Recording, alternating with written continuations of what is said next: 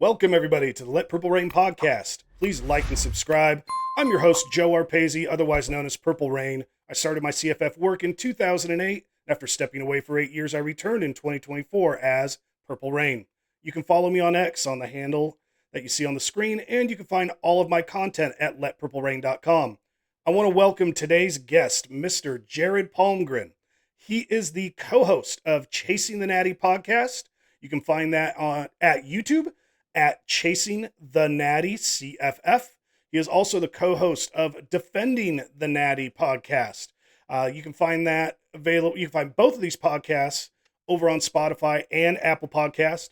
And as well, to add to his accolades, he is a senior CFF analyst at Campus to Canton. You can follow him on X at the handle that you see listed on the screen. And, Jared, the first time I was on your podcast, we had a great conversation about wide receivers. It was the 2024 wide receiver crash course episode. I just happened to notice that podcast episode is still your most watched episode ever. I'm hoping here that we're going to rekindle some of that same CFF magic here today. Jared, how are you doing? And let the audience know about the work you do and your history in the CFF industry.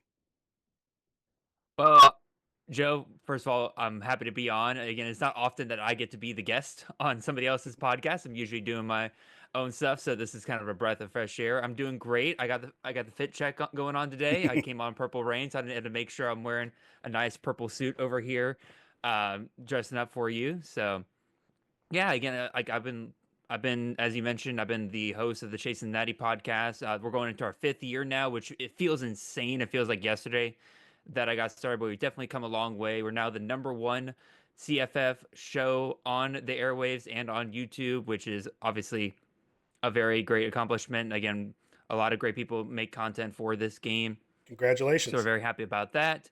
Again, I've been working with Campus to Canton, again, going into my 4th year. They approached me in my 1st year. I appreciate them greatly for taking the chance on me, and we've built a great team over there. It's myself, Nate Marquise, Chris K, Ethan Sowers, Justice, a whole bunch of different guys that we have brought on, and it's really turned into it's turned into something much bigger than I ever really thought it was going to. So now here we are with you, and again, you've got your great show, and I'm happy to be on here, man.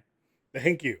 I'm going to make a couple quick announcements here for some of my work. We're in April right now, and over at letpurplerain.com, I'm going to continue providing news and fantasy stock updates from spring camps across the country.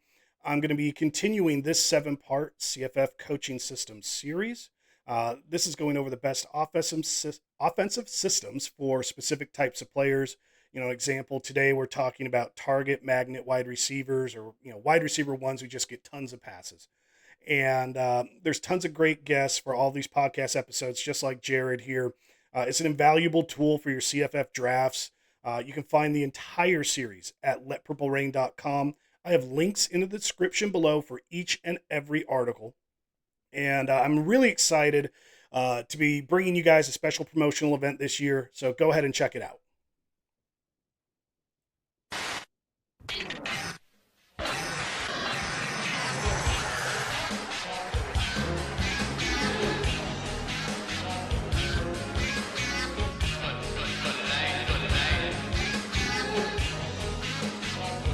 Do you love college football?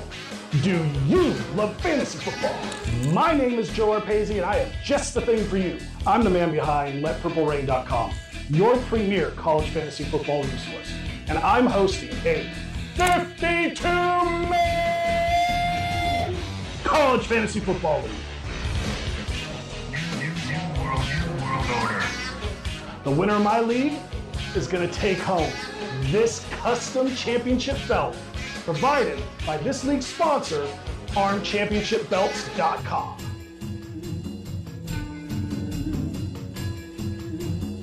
If you want a chance to compete for this bad boy, go to letpurplerain.com and sign up to be a premium subscriber today. All premium subscribers are automatically entered into the drawing to see who makes this league. And I'm going to be running drawings from March all the way through July.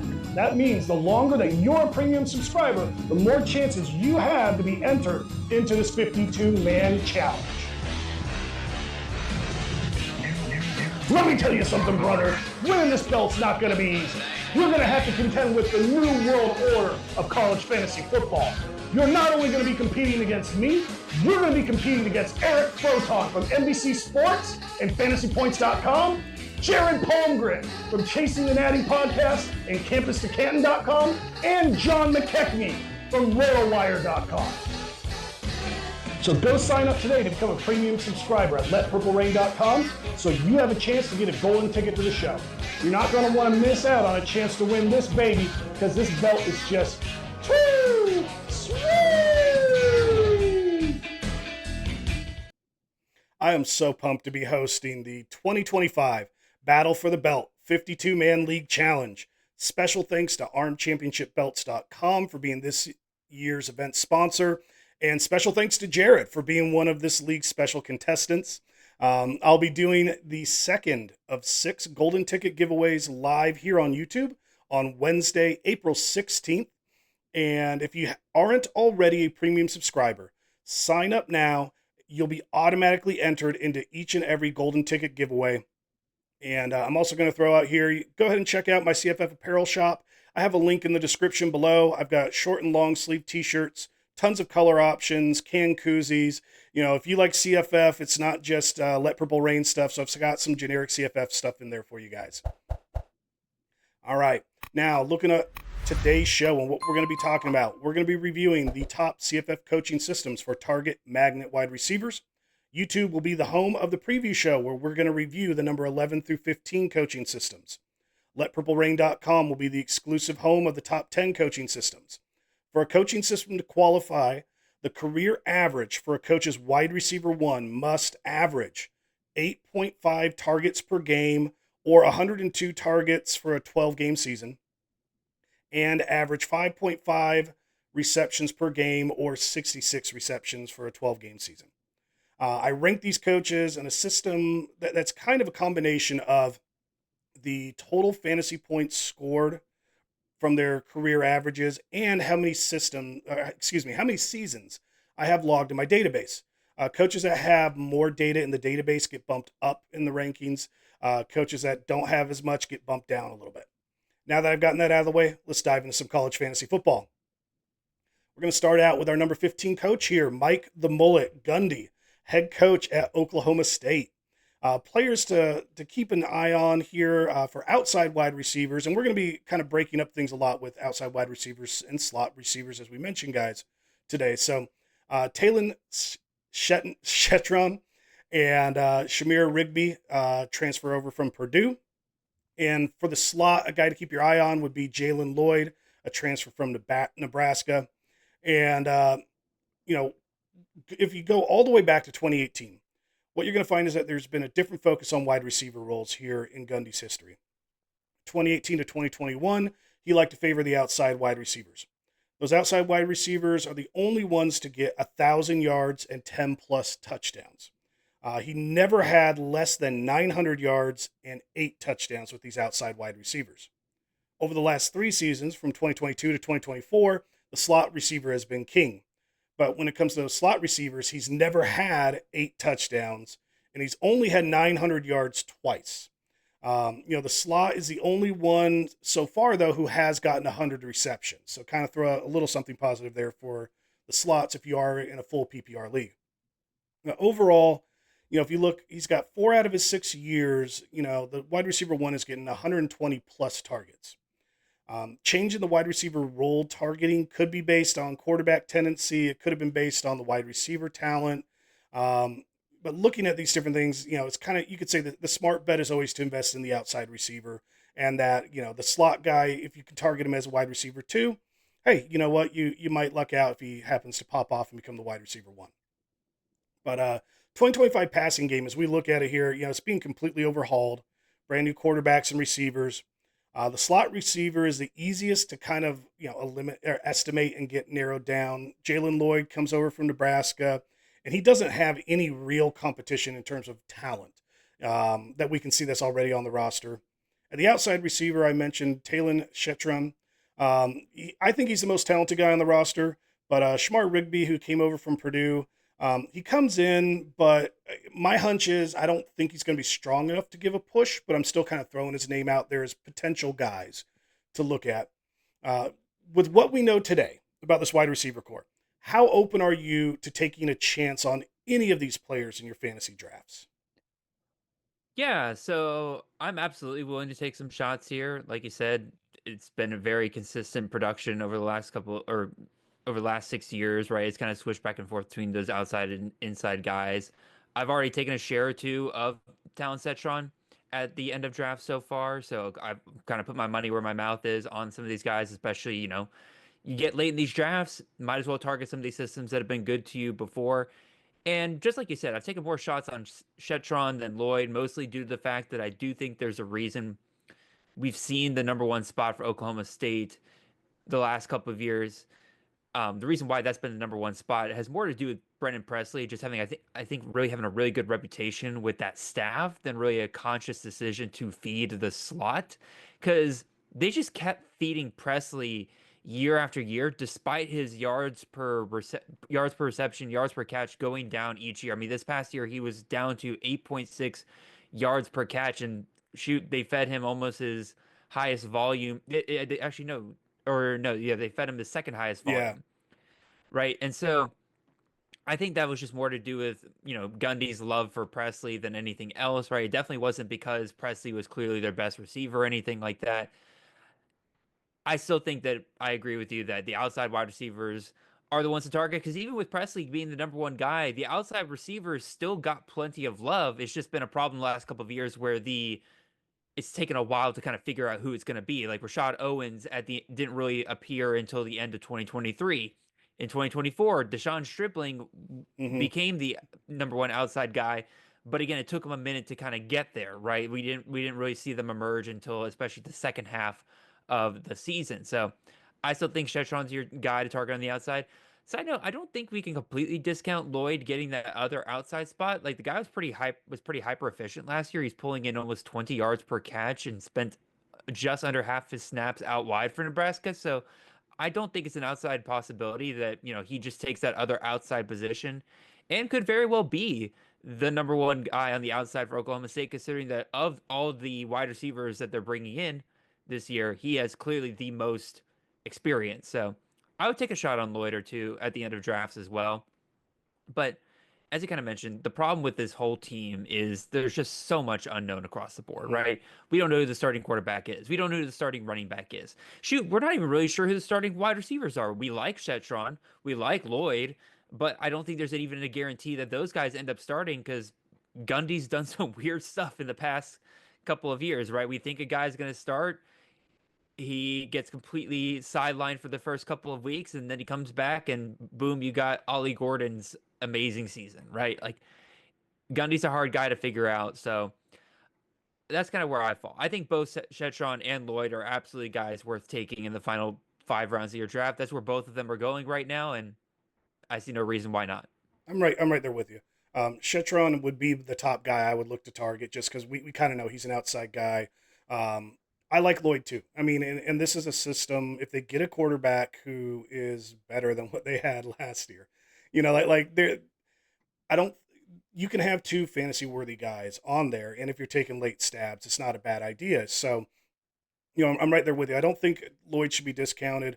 I threw Rigby's name in there, but it's like you said, it's kind of difficult figuring out where this wide receiver group is going to shake out. And, for all of us that do this work, for you guys watching, like, we make our own estimates of depth charts and things heading into spring camps, and those can be completely changed. But a lot of times, like, you're looking at, like, when I look at Lloyd and anyone that could play in the slot, um, I just don't see anyone else with any decent talent, So like we're Yeah. making guesses based on talent. Maybe like for me, I do like to look at total game experience. Guys who have been in games. Sometimes that comes in and helps, but like we're trying to take pieces like that and estimate how things can go along. And like you said, Mike Gundy, man, he could sit there and be like, "Yeah, you might be the most talented guy, but you just pissed me off this week, so now you're third string," and all of Well, that goes out the window. it's like not only that, right? But like, and we'll get into this as we talk about several systems here today, right? Where, you know, you're right. Lloyd, among all the receivers at Oklahoma State right now, has the most experience in the slot. It makes sense to slot him into the slot. Mhm. I'll work on my wordplay on that later. To put him in the slot, right? But also, when Oklahoma State's best position, like where they usually put their best receiver, is the outside. Like I said, there's a reasonable argument to put Lloyd on the outside at that point because he has the most experience. He was clearly good on the outside last year for Nebraska, so it's like you said, we're so early in the season, we're still guessing on so much of this. I don't have Lloyd's height in front of me. Um, but the one thing that we have seen when Oklahoma State's had some really good outside receivers, they're like 6'2", 6'3", 6'4". That would be one thing of maybe of the if there's a reason to temper expectations of Lloyd moving outside, if he's a guy who's like 5'11", 6 foot, He's something like that. 5'10". 5'10", yeah. So like that's one of those guys when we look at those Fair point. outside when we look at those outside guys that Oklahoma State's had, it's like he wants a big body he can throw rebounds to. That's what we've seen with Gundy. Hmm. And I probably did look at Lloyd's stuff at one point in time. My research and the work I'm doing is all over the place, and I'm too old and I've had too many concussions to remember every little detail. But that did stick in my head. I was like, something tells me maybe Lloyd isn't tall enough, but at the same time too, like he could be moved around, So it could be one of those like he's still playing 75% in the slot, but they could move him to the outside, and you can still get some shots there. So I'm going to go ahead and move us along to our number 14 coaching system. We have Sonny Dykes, the head coach at TCU. The player, only singular to watch, is Eric McAllister. Sonny Dykes here, this is another long tenured coach, just like Gundy. When you look at 2018 and 2019 at SMU, James Proche, he played a balanced mix of outside and slot. During those 2 years, he averaged 255 fantasy points, 160 targets, 102 receptions, 13 and a half touchdowns. Since then, what we've seen with Sonny's system is that he's favored the outside wide receiver and with less fantasy success. Savion Williams last season, he was the only outside wide receiver to hit 200 fantasy points, but that was aided by him going and pretty much playing running back quite a bit. And that's what just really kind of got him over the edge there. Otherwise, he very well could have been 170, 180 fantasy point guy, which would fall in range with like 2022 numbers at TCU. Yeah. No outside wide receiver has hit 100 targets or 10 touchdowns, which is one thing that catches my eye. McAllister is the only returning wide receiver from last year's top 4 producers, and he does play on the outside. So all the rest of the guys are gone. He is in the spot that since 2021 has been getting the wide receiver 1 looks, and there's really no competition like to push him for that wide receiver 1 unless just they sign some JUCO guy that none of us have heard of, and he just shows up and starts destroying things in fall camp. Jared, I know you're all in on McAllister. Do you think he can hit 200 fantasy points this season? I think that's a golden question out there for CFF this year.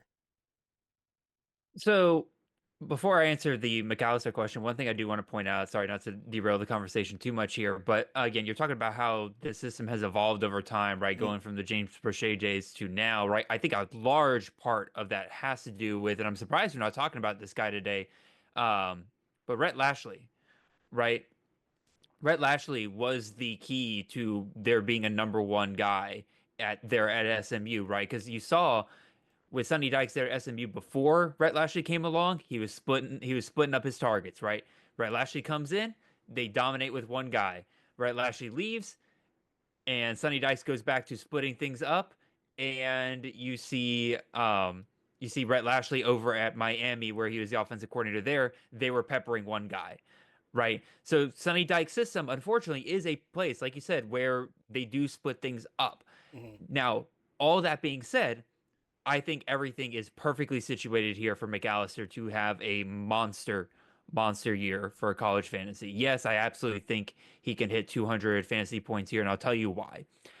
Between Beck, Williams, Richardson, and Dabney, there are 243 vacated targets on this team here, right?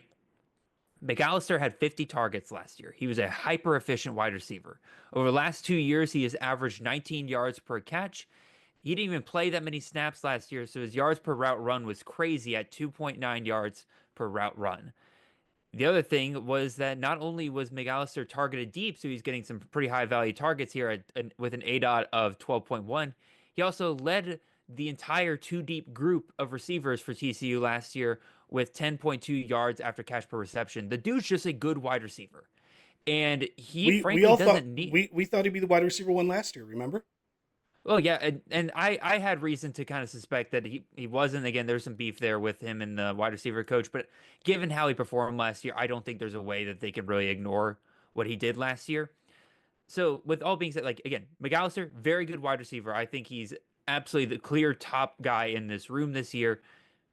Take those 243 vacated targets. Clearly, McAllister's not getting all of those. That makes no sense, Mm-hmm. right? But can he get a fourth of them and go from 50 targets to 110 targets?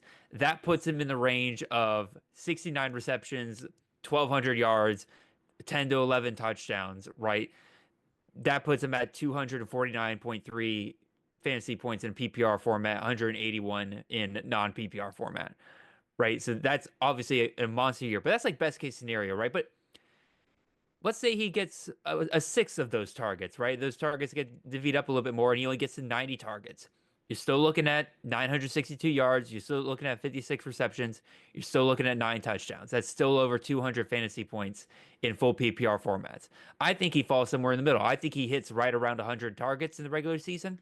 And according to my projections, that puts him at 63 receptions, about 1,073 yards, and 10 touchdowns, which gets you around 229 fantasy points.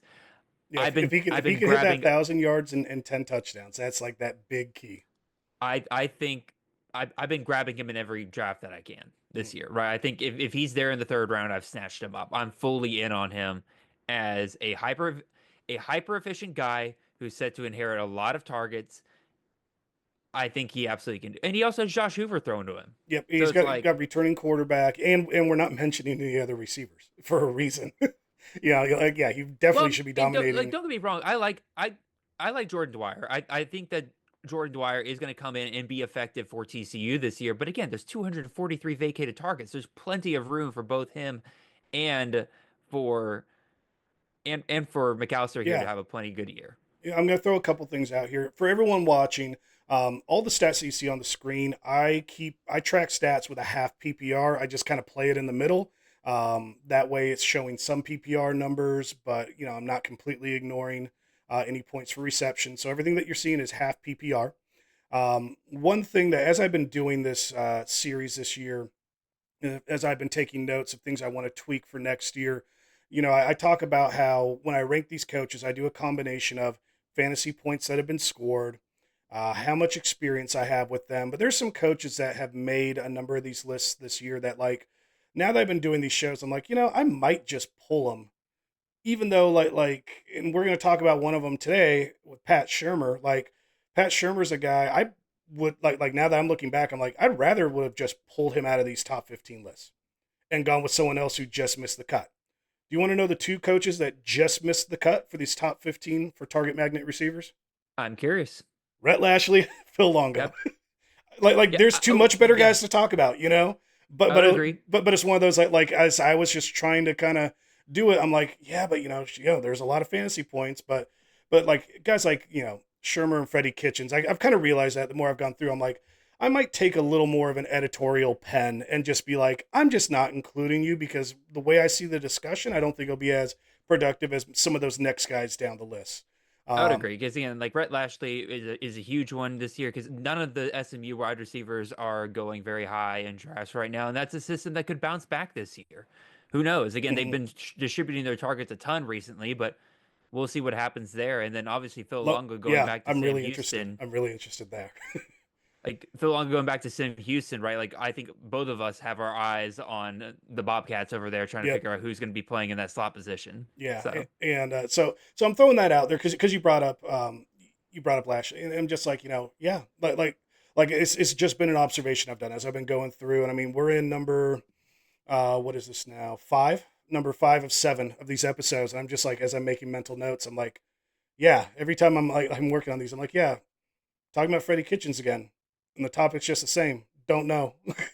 We have Shermer, zero who knows? clue. Yeah, Shermer, who knows? It could be a completely different. I literally am banking it's going to be a completely different offense. We'll get in that later. But to put a bow like on TC, I agree with you. I definitely think McAllister is a, even though he's not a returning wide receiver one, like he can be treated that way. He could be drafted that highly with confidence because I think an injury is the only thing that could derail him. Would you agree? I would agree. There's just too much lining up here. He's a Yeah. hyper efficient guy. He's in a system that, again, not that, again, like you said, or like we said, they've divvied up targets recently, but given how great he was last year and with there being very little proven production behind him outside of Jordan Dwyer coming from the FCS and then Joseph Manjack probably going to play in that slot position there, I think that they have no choice but to feed him. And if they don't have as productive and a freak at tight end like Besh, like those are even more targets that are going to go to the Well, wide receivers. Besh played wide receiver. He had tight end eligibility, but he was 100% a wide receiver for them. Well, There was no inline snaps there or anything. but here's the thing though. But on the roster, on TCU's website, he was a tight end.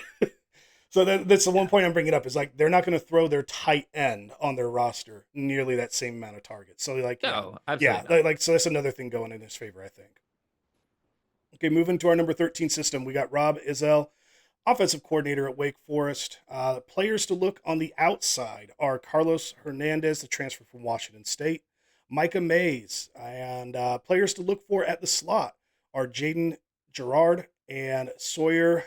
I am going to completely mess this one up. Recanelli from Montana. And I am the best at names, guys. I knew that when I decided to start up this channel. I'm like, it'll at least be comedy for people. Getting back to Rob Edsel here, Rob's only had 1 year of fantasy production that we can look at over at South Alabama. Jamal Pritchett was great in the slot last year, scoring 212 fantasy points, 1,126 yards, and 9 touchdowns. The head coach over at South Alabama, Major Applewhite, he was a primary play caller. We don't really know if these trends are going to carry over, I think, to Wake Forest. But if you do want to follow these trends, then guys like Jaden Gerard, our Montana boy, Sawyer here, they would appear to be the guys that you would want to target. Both are a bit more limited of athletes. I have a hard time picturing them being the wide receiver one. Carlos Hernandez from Washington State is the most talented guy right now in their wide receiver room, in my opinion. But he has played on the outside. Micah Mays is probably the next best talented wide receiver. He also plays on the outside, and he has been getting a little bit of buzz since spring. Since this is a murky situation to estimate here, what are your thoughts on the fantasy potential of the Wake Forest wide receivers in general this year? And just, how are you, if you are willing to draft any of their guys, how have you been handling it so far? I've been aggressive in trying to get Carlos Hernandez. He's been going pretty late in drafts, and this is again a system like you mentioned with Rob Ezell. He's coming from the Major Applewhite tree here. They're gonna feed a top wide receiver, right? I also don't think we need to overcomplicate this. I think Carlos Hernandez is your guy, right? We saw South Alabama just last year move their best guy into the slot position, right? We saw, let's not forget that Pritchett was playing on the outside in 2023 before moving into the slot once Colin Lacey was out of the picture, right? You also have Hernandez listed as outside. He did play majority outside last year, but in 2023, Hernandez was being moved inside and out. He's about 50-50 with his slot and outside production there, which is actually great for him being a potential wide receiver one here because now they're going to be able to move him around wherever they need him to be. I think that he is clear and above away the best wide receiver here. He only had 7 games last year. Well, he didn't really blow you away. He looked pretty good for a guy coming off an in-season injury. And then again, for real, like who's his competition? Micah Mays? Yeah, It's he's had about the some best good one. spring buzz here, and I don't deny that he's probably a pretty good receiver, but he had 31 targets, 16 receptions for 218 yards last year, and he played 5 more games than Hernandez, and Hernandez outperformed him. right? Gerard's had one catch in 3 years, Hmm. and then Sawyer Roccanelli had 130 yards at the Rockinelli. FCS level, right? Like I don't think the competitions here are very frightening for Hernandez. I've been very aggressive with him. In fact, I got him in my top 12 wide receivers because I think I believe in his talent. I think he's following a coach that is very familiar with him. I've currently got him projected for about 75 receptions, 947 yards, and about 8 to 9 touchdowns. That might be on the more aggressive end, but given where he's going in drafts, like I'm okay with taking a risk where he's going. Yeah, I like him a lot. I've done a handful. I think it's 4 drafts now this year, and I've just been trying to spread the wealth. Like sometimes you get to the later rounds and just those guys you like are still hanging around, and you might double up on someone. I haven't been able to get Hernandez, but he's been on that watch list for me. I'm right there with you. Like I don't know with Micah Mays, and he would be the next best name I would look at. I don't know if I really want to invest in him. To steal one of your lines, I would want to see a very steady drumbeat coming Mhm. out of camps for me to then start to think, okay, maybe this is a handcuff situation. But I'm still going to think Hernandez is that top guy. It's just whether or not Mays is threatening him. But I think something tells me we'll get more information, especially if we start finding, actually hearing that Hernandez is in the slot. I think for all of us that would cement it. Like okay, yep, Mhm. we heard it.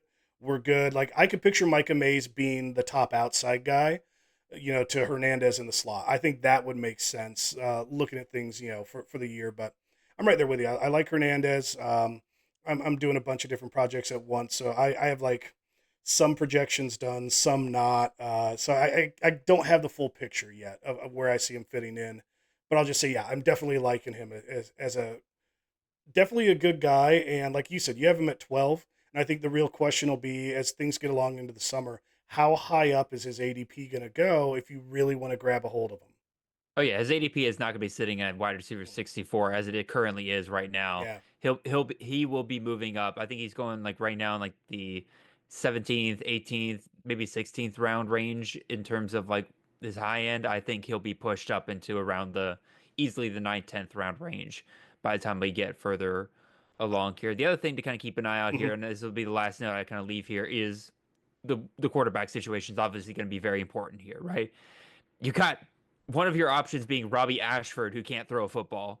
And then you got Deshaun Purdy, who we're not entirely sure exactly what to expect out of him. I mean, both Florida and Georgia took a look at Deshaun Purdy when he was in the portal. So clearly they think there's some level of upside there with him potentially starting here. So I don't know. Yeah.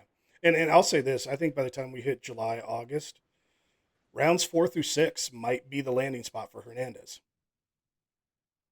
I I mean, hope not. well, I but like him where he's at right now. but by that point, I wouldn't be surprised. Like people that want to reach for him, fourth round might be about that range, and probably 5, 6 might be the Goldilocks zone if everyone's kind of looking at it and recognizing it. But I'll get us moving on here to the number 12 system. Kalen DeBoer, the head coach at Alabama. This is another one where we're just going to be talking about one player, Ryan Williams. When looking at what wide receiver role DeBoer favors, it appears that he changes things based on talent. The last 2 seasons has been outside wide receivers as a wide receiver one with Roma Dunzi and Ryan Williams. Williams is back this season. All signs point to him continuing to be the wide receiver one. I don't see anybody dethroning him there. And going back to DeBoer here, before that, he favored the slot wide receiver for 3 seasons. No matter what role is that wide receiver one, that player has been fed 100 plus targets every year except last year. And I think you can kind of, chalk that up to the fact that there's a change in play calling with Jalen Milroe at quarterback, his playing style, let's just say his throwing ability, and kind of leave it there. But I think that's probably one of those things of they just weren't dropping back and throwing it as many times. So that trickle down effect for less targets is your main reason. This season's potential quarterback, I think we're going to have a revert back to the style of quarterback we're used to with Kellen DeBoer. So I think that, like to me, I think the targets, we should be a lock again for 100 targets. Um, Jared, would you agree that Ryan Williams should be a lock for that 100 targets, like I said, or do you have a different viewpoint for how this could play out? I mean, should be as in like, do if I went up to Kalen DeBoer right now and told him like you should give Ryan Williams 100 targets this year? Yes, absolutely. Will it be? I don't know if I'd say a lock. I 100% think that they're going to get him the ball more this year. And as you kind of mentioned, Jalen Milroe absolutely tanked Ryan Williams last year. Ryan Williams was a top 12 wide receiver through the first 4 weeks of the season, and once Jalen Milroe started falling apart in SEC play, except for Hmm. when he played Georgia, of course, um, Ryan Williams' stock tanked with him. I've pointed this out before that Ryan Williams out of conference was a top 12 wide receiver for CFF. In conference, Ryan Williams was a bottom, or not bottom, but like outside the top 100 in wide receivers for fantasy points per game, right? It was a huge difference the second half of the season, right? This will all come down to what Alabama can get out of Ty Simpson, who I do expect to be Bama's starting quarterback this year, Yep. right? His career stats in college so far have him at 58.8% completions, about 7.5 yards per attempt. Those are pretty uninspiring passing numbers, but they're definitely not as bad as like what we can expect, what we were seeing out of Milroe towards the end there, right? Simpson can run too. He can hit 165 yards on 21 attempts in his 3 years at Bama so far. But again, I don't think he's nearly the degree that Milroe was Nope. on the ground. So you got a guy who's probably better at passing than Milroe, probably worse at running. I think that means we kind of get somewhere in between for where we see Ryan Williams end up, right? I don't think we get back to those insane numbers we were seeing with the likes of Adunze, Jalen McMillan, Hmm. Moreno Cropper, and stuff like that. But I absolutely think we could see Ryan Williams hit right at 100 targets. That's why I'm not saying it's a lock, because I think like on average we're going to see him hit 100 targets this year. So half the outcomes I see him under 100 targets, half the outcomes I see him above 100. I think he's going to end up right at about 100 there. And that's more than what he needs, right? I got him in my projections at 100 targets. That gives him 59 receptions, 1,050 yards, about 9, 10 touchdowns. That'll be more than good enough for him to hit that magic 200 fantasy points mark that you're looking for, Joe. Yeah, I think he's got a pretty good chance at 110 targets. When you don't have as experienced of a quarterback, when in doubt, what is he going to do? Throw the streak to Williams down the sideline and just pray. Like I do think that helps Ryan Williams versus like Hey, Ryan, do something cool. no, but literally yes. I mean, like if you have a quarterback that can read the defense and he understands, okay, I need to plunk the ball down here, but like, I would rather have a. I think what you would probably start seeing with a younger quarterback is what's my sideline route, chuck it, or what's my dump down route. And I don't think you're going to see as much of that intermediate passing game when like he's having a hard time reading the coverage or the protection's breaking down. So I do think that can help Ryan Williams. And all those highlights we saw in the early part of the season was him just running streaks down the sideline or Yeah. posts. So I do think that can play in favor. I'm going to say 90% chance he hits 100 targets is the way I'm feeling. I'm a bit more optimistic here because I really do think that quarterback play is going to be a big swing back. But once again, it's not 121 and 132 targets like we saw at Washington. It's not going to be, Hmm. not. I do think 10 touchdowns is definitely possible, but like the 1,400, 1,500 yards, that was through volume at Washington. And Alabama's not going to have that level of volume. And I think they're definitely going to mix in the run game still, but not that quarterback run game. So I'm Hmm. pretty high on Williams here. I like him a lot. Anything else you want to throw out there? Nope. Ryan Williams is good. All You should right. draft Yep. him. That's why he's our cover guy for this episode. Moving to the last coaching system that we're going to review in the preview show here. That is Ben Arbuckle, the offensive coordinator at Oklahoma. I do think Jared is the president of the Ben Arbuckle fan club. Pretty close. Pretty players that you could look at the outside wide receiver spot are Zion Kearney and Jaden Gibson. Players in the slot would be Dion Burks. Looking at Ben Arbuckle, he makes another appearance in this CFF coaching system series. He is a frequent flyer in these episodes. While he hasn't had a wide receiver hit 100 targets over the last 2 seasons, his wide receiver one can typically be counted on for 1,000 yards and 10 touchdowns. 1 year ago, you and I debated on your show what wide receiver role should be the wide receiver one at Washington State. turned out to be Kyle Williams on the outside. In both seasons at Washington State, he favored the outside wide receiver, which is where his most talented wide receiver played. We see that same trend in 2022 at Western Kentucky with Malachi Corley. He was the best player that they had. He was in the slot. That's who he fed. Deion Burks looks to be the most talented guy on this roster. He plays in the slot just like Corley. I believe Gibson is, excuse me. So Deion Burks looks to be the best guy on the roster. He's in the slot, and we see a history of how that likes to be used here. I believe Jaden Gibson is equally talented. I think he's one of these guys that, he's a name that needs to be known. He plays on the outside. So you can have a good 1-2 punch with Burks and Gibson together.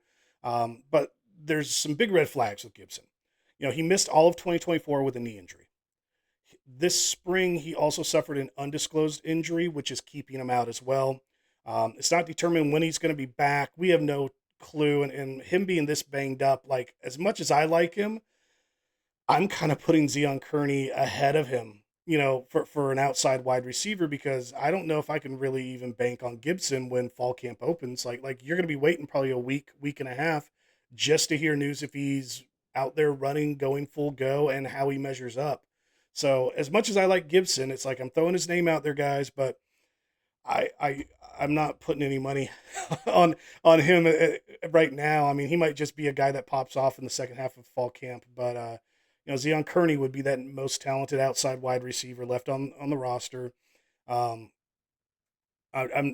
don't have a lot of confidence in Kearney being a top guy, so pretty much locks in Burks. And with Burks, you've got some of those injury concerns that some people have. I think that's one reason he has slipped a bit in drafts, that he should be going as one of the top 3 wide receivers. And to me, he seems to be falling down to that 5-6 range. And I haven't been tracking ADP. I haven't had the time. But when we look at those injuries, Burks has been running routes in the spring. When he's not out there running around, he is wearing a boot. So they are taking him they're using kid gloves, making sure that he doesn't re-aggravate anything right now. How concerned are you about Burks' health this fall, and how are you approaching drafting him? I have Burks as my wide receiver 3 in my ranking, so that should tell you a lot about how I feel about it. I think he'll be fine. I think that he'll, again, they might be playing with him with kitty gloves here in the spring, but again, that's part of the reason why, right? They want to make sure he's healthy because they know they're going to need him in the fall, right? He was set to be the focal point of Oklahoma's offense last year. He saw 31 targets in his first 3 games before he went down versus Tennessee. That doesn't even include the rushing attempts they got him. He was going to be that entire offense for Oklahoma last year. He would have been awesome. Again, he'll have all season to get healthy. And as I kind of mentioned, or as you kind of teed up here, right? He plays in the slot, which is where we've seen Ben Arbuckle have the most targets for his wide receiver, right? This is the debate you and I kind of had last year, right? Yep. Of what actually defines a wide receiver 1? Because your production, for me, when it comes to projecting and everything, I'm looking for volume. I'm looking for targets, right? I have a hard time kind of projecting out a guy's efficiency and everything. It's something I'm trying to take more advantage of this year, with my projections and everything, and trying to make sure that I count for that, right? And it's definitely helped me filter out some of these high volume, low efficiency guys that I probably would have fallen for in years past, right? Probably would have saved me a lot from, Josh Meredith last year and Chris Hudson. But here's the thing, right? By volume, right, we continued to see that slot receiver leads the team in targets, even with guys like Kyle Williams and Josh Kelly, right? Chris Hudson, believe it or not, out-targeted Kyle Williams last year, 93 versus 86, right? The year before that, Lincoln Victor out-targeted Josh Kelly by a mile, 118 targets versus 92, and that's even crazy because Victor played in 3 less games than Kelly, right? Now, again, PFF will tell you that he played in 11 games. I'm not counting the game where they threw him out there as a decoy and didn't throw to him once, even though, he was the starting slot.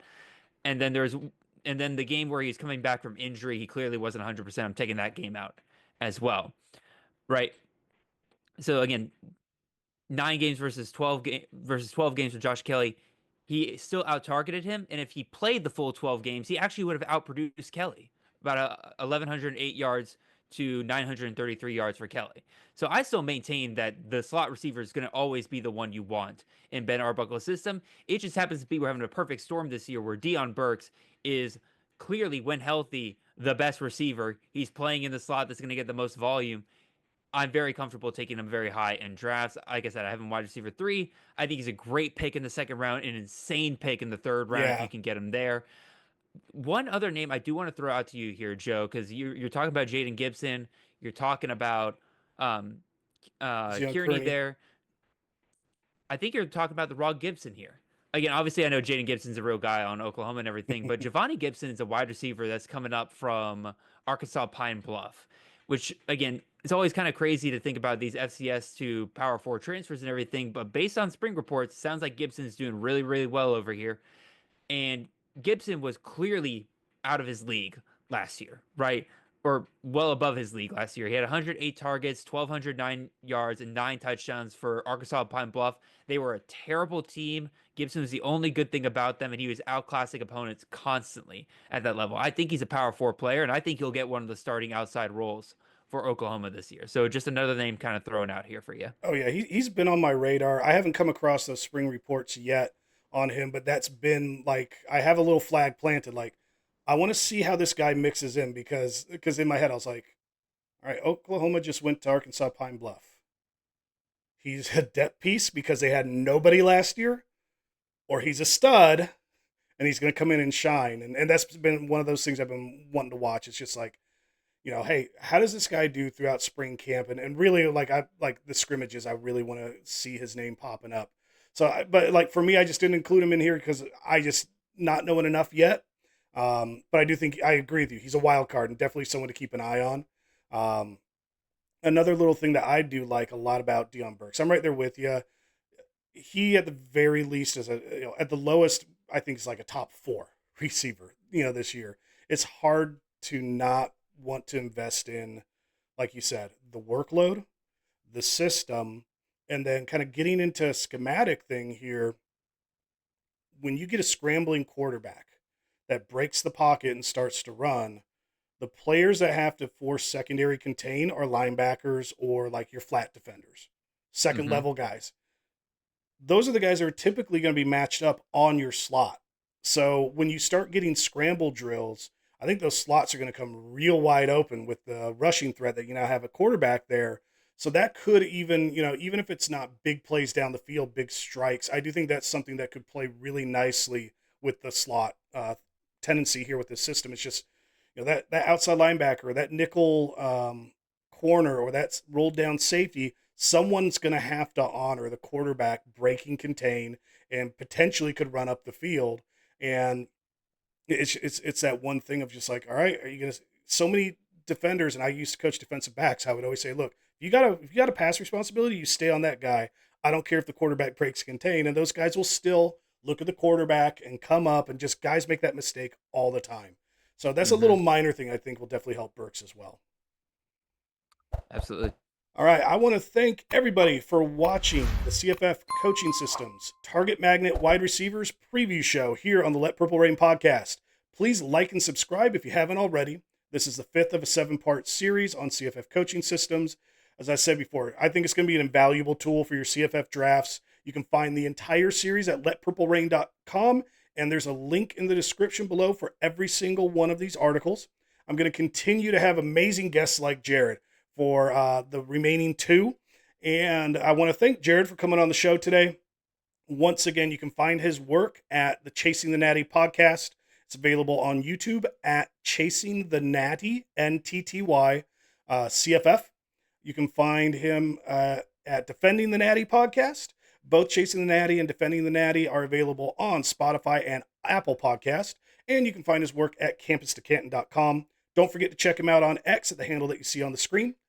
Jared, why don't you go ahead and tell everybody about what you have planned here for the rest of April and 2025 in general? Yeah, I mean, obviously, spring games are about to kick up. That'll probably be the biggest, I would say, the biggest topic that we'll be discussing. And pretty much once spring is done, obviously, the spring transfer portal will have stuff covering that. And then once, pretty much as soon as these teams are done with their spring portal spring portal, but also their spring games, we'll be jumping straight into working on our annual CFF guide that we usually release right there around 4th of July weekend. It's our biggest project we do every year. We cover all 135 teams. Are we on now? I think 135 teams. Might be 6. 136. 6. 136 teams out there. So we cover all of them. We go in-depth rankings on it. We have tons of different analysis, whether it's freshmen, we got analysis on defenses, schedules, things like that. It's the complete guide that you could want. It'll be available later this summer. So that'll be easily where most of our energy will be put in the coming months. I'm right there with you. I'm looking at, we were talking before we started recording. I'm like, I have a very busy April. There's stuff I'm putting out that all of you guys are going to see on the website or here on YouTube. There's a lot of work I'm doing behind the scenes, which is that stuff, building into that. And I'm going to be doing a lot of traveling. So I got to get ahead of the curve on some of this work. So I definitely hear you there. And when you guys are releasing the draft guide over at Campus to Canton, you'll definitely be able to find announcements for that at Jared's X account. If you aren't already following Campus to Canton on X, that'd be another great resource because they're going to be making announcements when that's coming up, so you don't want to miss their draft guide. I love promoting everybody in the space here, so everybody over at Campus to Canton does great work. I want to thank all of you for reading and watching at letpurplerain.com and here on YouTube. You guys are the reason I can keep doing this work. Your support, it's what allows me to keep doing this, guys. I say it all the time because I really mean it. I know it sounds corny coming from another YouTube channel, but that's why I'm going to take the time always to thank you guys. And, to give a special thanks to one of my newest premium subs. I have Kevin at Lord Overton. He recently signed up for a monthly subscription. So thank you, man. I appreciate it. For everybody that's not already a premium subscriber, I do offer a 30% discount for annual premium subscriptions. You'll when you become a premium subscriber, you'll be automatically entered into the drawings for the Battle for the Belt 12-man or 52-man league. So you can have a chance to take on me or Jared here. And I've got tons of amazing content still coming in 2025, including a new, huge, and expanded draft guide myself. I'm stepping up my game. Can't let these guys over at Campus to Canton and the CFF site be running and Fantasy Points be running the CFF draft guide game. So I'm stepping up my game this year. Once again, please like and subscribe. If you've enjoyed this video, check out the rest of my fantasy draft prep videos. You'll find a link here at the end of this, the end screen of this video. Thanks for joining the Let Purple Rain podcast. Your CFF reign starts here.